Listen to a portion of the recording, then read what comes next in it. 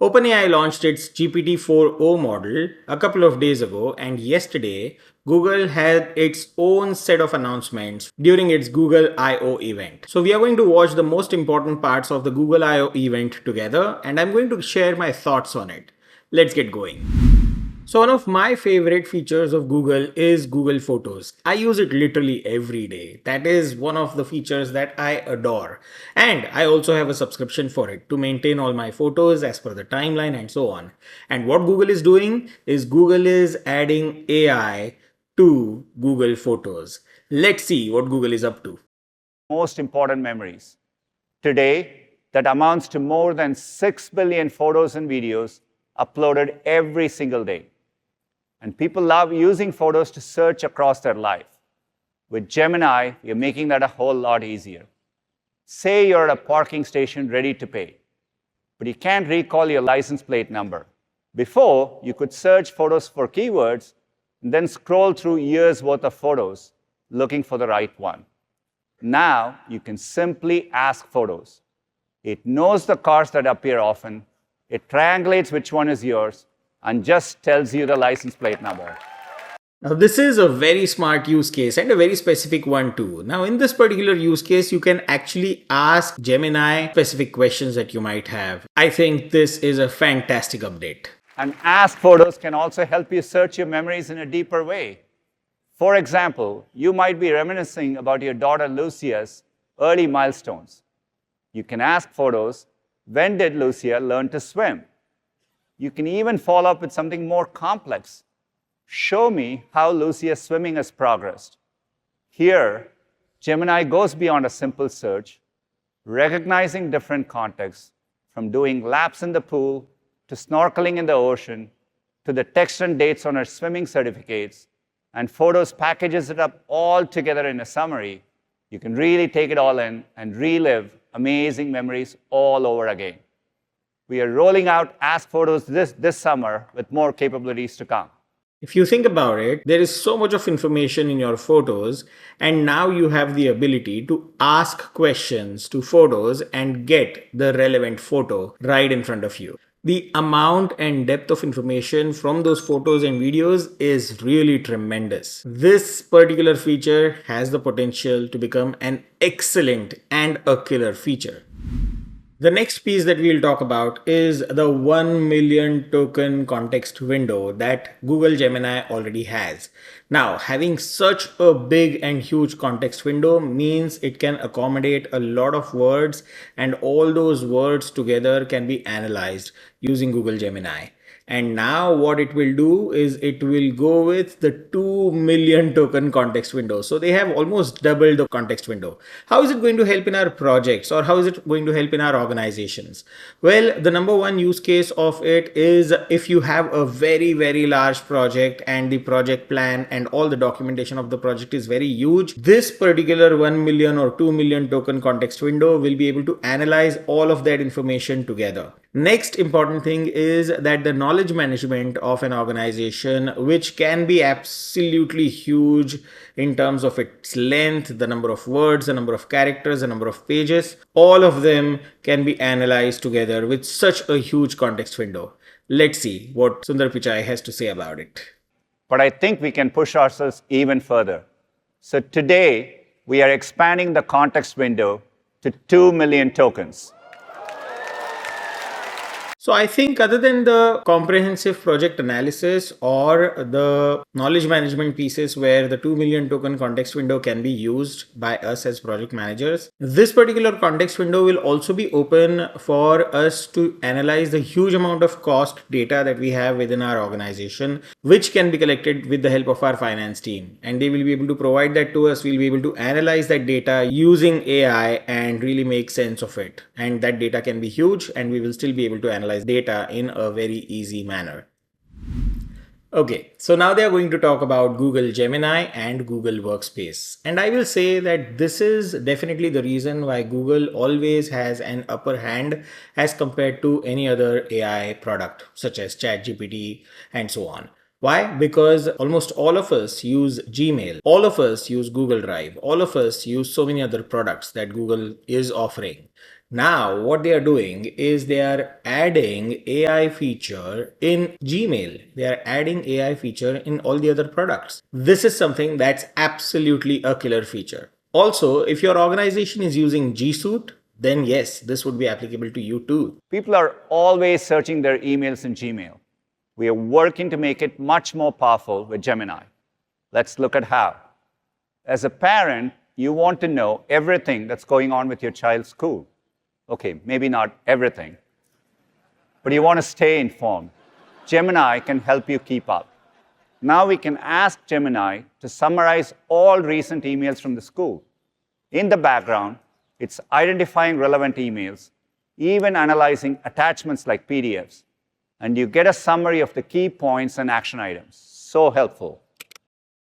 Now, this is something that I personally use a lot as well. For example, if I want to find out something in my Gmail, then I will definitely go in, search all the emails, use their search terms, and still take a lot of time to find out. But this AI feature will really make it easy for me to find that necessary information, and that too real fast. Maybe you were traveling this week and you couldn't make the PTA meeting. The recording of the meeting is an hour long. If it's from Google Meet, you can ask Gemini to give you the highlights. So this Google Workspace feature will absolutely bring a lot of ease for all of us who are Gmail users.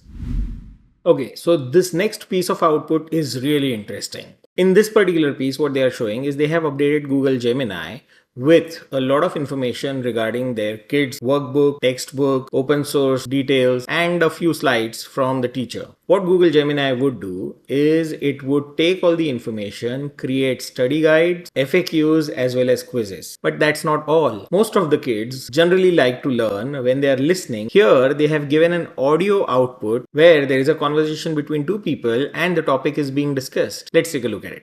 So here we are in Notebook LM.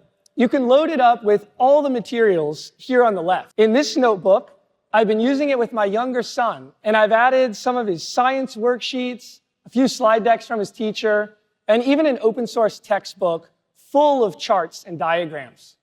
With 1.5 Pro, it instantly creates this notebook guide with a helpful summary and can generate a study guide, an FAQ, or even quizzes. But for my son, Jimmy, he really learns best when he can listen to something. So we've prototyped a new feature with Gemini, and it's called Audio Overviews. Notebook LM is going to take all the materials on the left as input and output them into a lively science discussion personalized for him. Let's take a listen. So let's dive into physics. What's on deck for today? Well, we're starting with the basics, force and motion. Okay. And that, of course, means we have to talk about Sir Isaac Newton and his 3 laws of motion. Ah, yes, the foundation. Now, what is the most important thing that he will show is he will actually show that they can pause this conversation or they can interrupt this conversation and his kid or himself can ask questions to the two of them who are talking. That's just brilliant. For understanding how objects move and interact. Ah, yes, this is where multimodal really shines. Now, it generated this audio discussion based on that text material. And what's amazing is that my son and I can join into the conversation and steer it whichever direction we want. When I tap join. Hold on, we have a question. What's up, Josh? Yeah, can you give my son Jimmy a basketball example? Hey, Jimmy! That's a fantastic idea. Basketball is actually a great way to visualize force and motion. Let's break it down. Okay, so first, imagine a basketball just sitting there on the court. It's not moving, right? That's because all the forces acting on it are balanced. The downward pull of gravity. Pretty cool, right? Oh my god, this is just brilliant. I wish I could go back to school now and study using AI. This is so good. I gotta say, the first time my son heard this, you should have seen how big his eyes got because he was gripped. They were talking to him. He was learning science through the example of basketball, his favorite sport. Now, what's interesting is under the hood, you saw that Gemini had used some of the concepts of gravity, Sir Isaac Newton, but nothing in there was about basketball. It connected the dots and created that age-appropriate example for him. And this is what's becoming possible with the power of Gemini. You can give it lots of information in any format, and it can be transformed in a way that's personalized and interactive for you. This is so brilliant. This is something that's unthinkable. I'm just loving this particular piece. It is outstanding. Let's move ahead. So now the next piece talks about the AI agent. AI agents are those who will help you get the work done.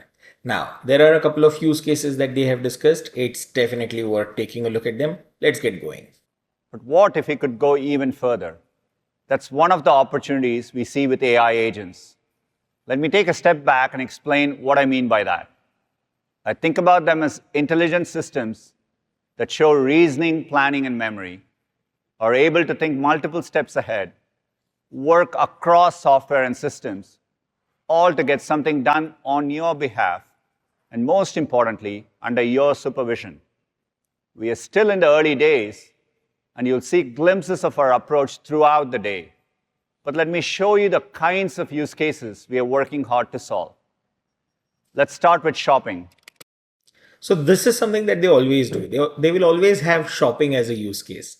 Well, it is a good use case. Everyone would do shopping using Google, but I would like to see something more complex. But let's take a look at shopping for a moment.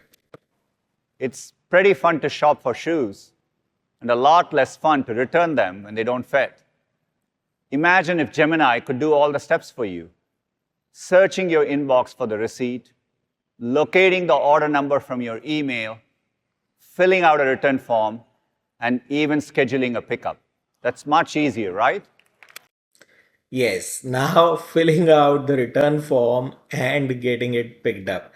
This is something that an AI agent is doing that is way better. Finding a receipt, yes, it can be found in your email, but the last two steps were very, very interesting. Let's take another example that's a bit more complex. Say you just moved to Chicago. You can imagine Gemini and Chrome working together to help you do a number of things to get ready: organizing, reasoning, synthesizing on your behalf. For example, you will want to explore the city and find services nearby, from dry cleaners to dog walkers. You'll have to update your new address across dozens of websites.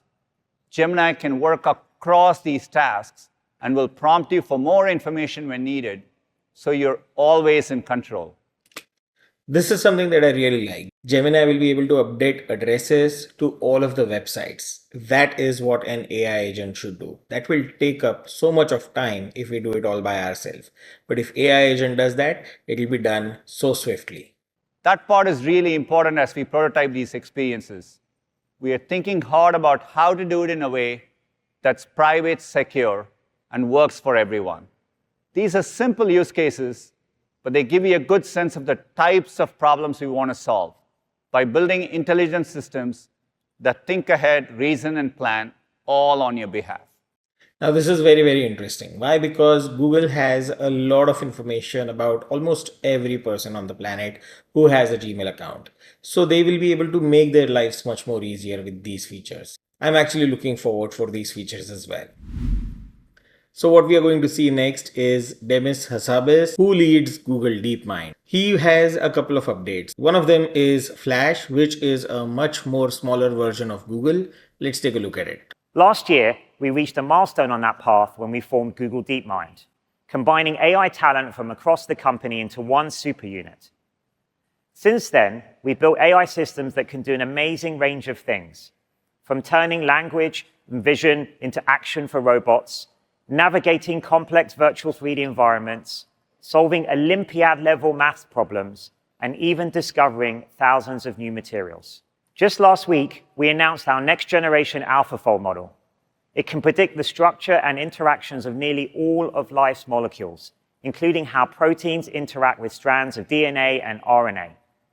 This will accelerate vitally important biological and medical research, from disease understanding to drug discovery. So if this particular thing works very well, then it is going to be a breakthrough in the genetic technology. And that's because it will be able to identify using various permutations and combinations what the output is going to be. Now, AI will create models that scientists were not able to create all by themselves. So that's the reason why that AlphaFold is something that's definitely worth it. And all of this was made possible with the best infrastructure for the AI era, including our highly optimized tensor processing units. At the center of our efforts is our Gemini model. So today, we're introducing Gemini 1.5 Flash. Flash is a lighter weight model compared to Pro. It's designed to be fast and cost-efficient to serve at scale. So that is all about Flash that he would talk about.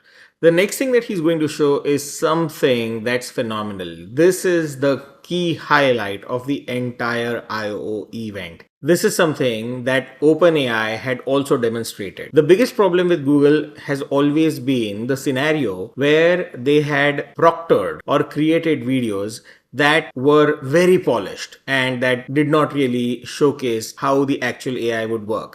But this time, although the video that they are going to show is pre-recorded video, but they have mentioned that all of this is at 1x speed. So, according to them, it is not artificially polished. With that said, it is definitely the most important update that I personally feel in the entire I/O event that they have shared. Let's take a look at it. In December, we shared a glimpse into the future of how people would interact with multimodal AI, and how this would end up powering a new set of transformative experiences. Today, we have some exciting new progress to share about the future of AI assistants that we're calling Project Astra.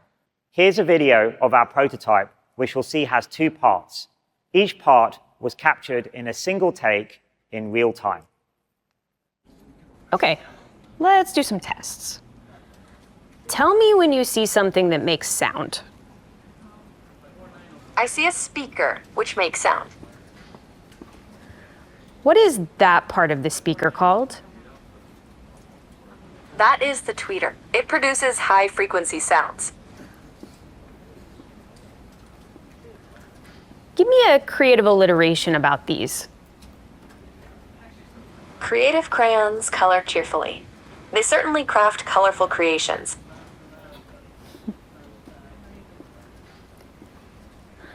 What does that part of the code do? This code defines encryption and decryption functions.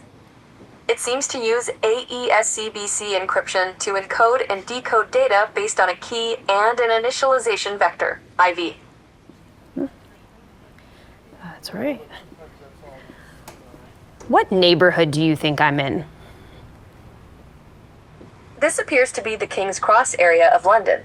It is known for its railway station and transportation connections. Do you remember where you saw my glasses? Yes, I do. Your glasses were on the desk near a red apple.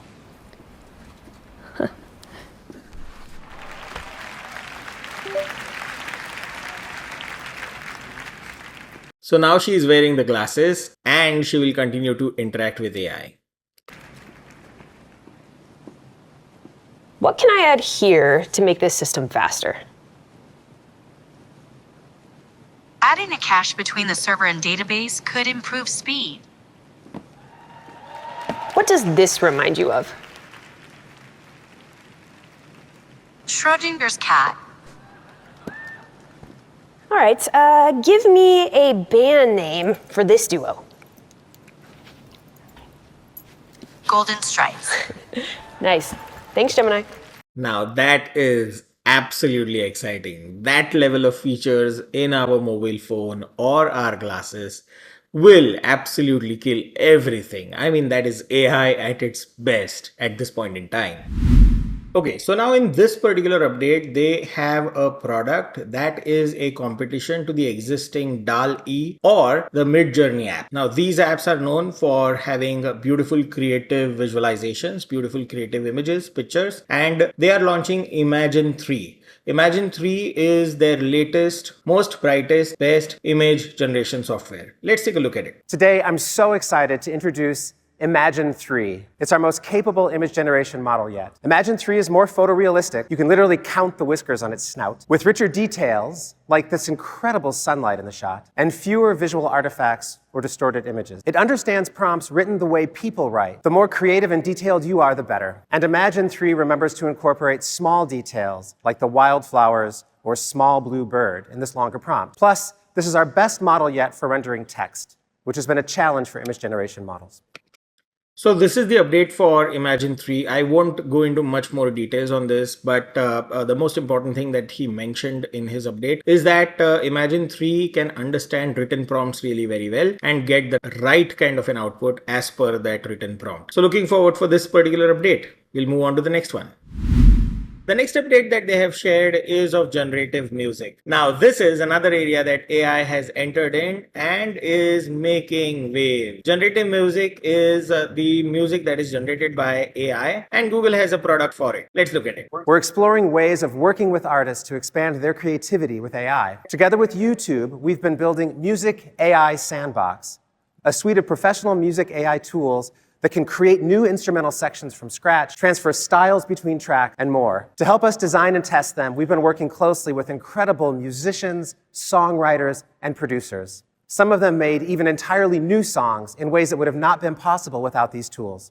So that's the update for music using Google's AI. We'll move on to the next update. The next update from Google is about generative video model.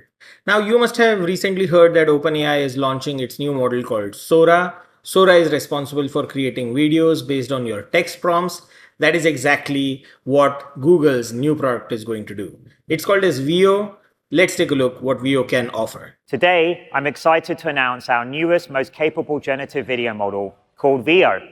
Veo creates high-quality 1080p videos from text, image, and video prompts. It can capture the details of your instructions in different visual and cinematic styles. You can prompt for things like aerial shots of a landscape or a time-lapse, and further edit your videos using additional prompts. You can use Veo in our new experimental tool called Video FX. We're exploring features like storyboarding and generating longer scenes. Veo gives you unprecedented creative control. Techniques for generating static images have come a long way, but generating video is a different challenge altogether. Not only is it important to understand where an object or subject should be in space, it needs to maintain this consistency over time, just like the car in this video. So I think this is a fantastic update. Why? Because Veo is actually going to compete with the likes of Sora and many others that would come by. One of the key things that you did see in that particular demo is that extend button. Generally, most of the video creation softwares that are currently available right now, video creation AIs that are available, those do not have that extend button. They will only create the video for a particular time period, 3 seconds, 6 seconds, and so on. But over there, you could see that you could keep clicking extend and the video keeps extending. So that was something that was brilliant. Then the car video was also very, very clear. It was similar to what Sora had shared. So Veo is showing a lot of promising new technology. Time will tell whether it can compete easily with the likes of Sora or any other software. So the next update is about the bread and butter of Google, which is the Google search. Google has incorporated something called as an AI overview. What does that mean? Is you can ask a series of questions in one particular prompt to Google search, and Google search will ensure that the questions are answered logically without even going for the next prompt. Let's take a look at it. So whatever's on your mind, and whatever you need to get done, just ask. And Google will do the Googling for you. To make this possible, we're introducing multi-step reasoning in Google search. So Google can do the researching for you. For example, let's say you've been trying to get into yoga and Pilates. Finding the right studio can take a lot of research. There's so many factors you need to consider. Soon you'll be able to ask search to find the best yoga or Pilates studios in Boston and show you details on their inter-offers and the walking time from Beacon Hill. As you can see here, Google gets to work for you, finding the most relevant information and bringing it together into your AI overview. You get some studios with great ratings and their introductory offers. And you can see the distance for each. Like this one, it's just a 10-minute walk away. Right below, you see where they're located, laid out visually. And you've got all this from just a single search. This next update is absolutely brilliant. This will be applicable to all of us who are using Gmail. And why not have AI in Gmail? Let's take a look at what the presenter is talking about. This is my Gmail account. Okay, there's an email up top from my husband. Help me sort out the roof repair thing, please. Now, we've been trying to find a contractor to fix our roof, and with work travel, I have clearly dropped the ball. It looks like there's an email thread on this with lots of emails that I haven't read. And luckily for me, I can simply tap the summarize option up top and skip reading this long back and forth. Now, Gemini pulls up this helpful mobile card as an overlay, and this is where I can read a nice summary of all the salient information that I need to know. I think this is a fantastic update. When we have several emails coming from people, Gmail would keep all of them together. Now, Gmail is also giving us an overlay card summarizing the information in that entire email chain. I think that's brilliant. That's a time saver. So I see here that we have a quote from Jeff at Green Roofing, and he's ready to start. Now, I know we had other bids, and I don't remember the details. Previously, I would have had to do a number of searches in Gmail and then remember and compare information across different emails. Now, I can simply type out my question right here in the mobile card and say something like, compare my roof repair bids by price and availability.